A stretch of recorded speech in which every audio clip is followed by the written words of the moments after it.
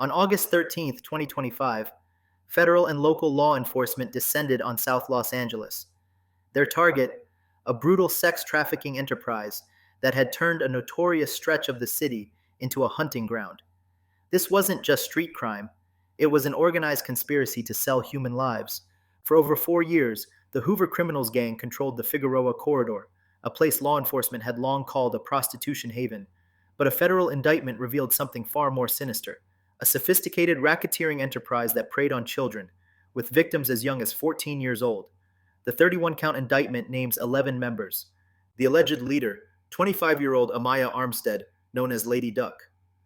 Alongside her, the indictment charges Kenyandre Young, Yunkji Polk, Naziz Harris, and four: Avery Amawako, Hands; Matthew Brooks, Vermont Star; Darrell Robinson, Popcorn; Jalon Phillips, Chop M; Tajon Gray, Tiny 3; and Tommy Crockham, Tommy Guns.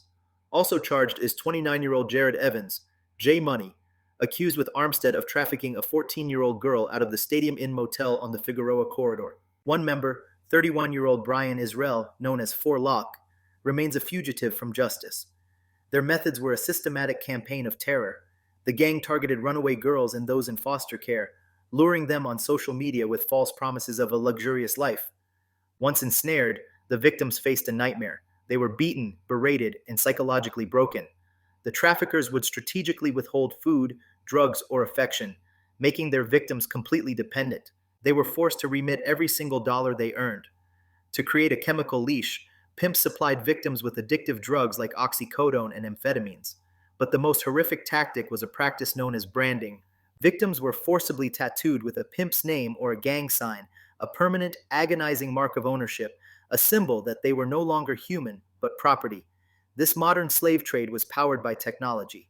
The gang used online apps to launder their money and produced rap videos glorifying their violence. They posted videos of assaults on social media, a clear and terrifying message to their victims, ensuring their silence and compliance through public humiliation and fear. The indictment charges the defendants under the powerful RICO Act, a statute designed to dismantle organized crime. The charges include sex trafficking of minors, sexual exploitation of a child, and drug trafficking conspiracy. Federal prosecutors stepped in, stating there were no meaningful consequences under state law for this level of depravity. If convicted, the members of the Hoover Criminals enterprise face a mandatory minimum of 15 years in federal prison and a maximum sentence of life. A final chapter for a criminal conspiracy that profited from pain and built its empire on the souls of children.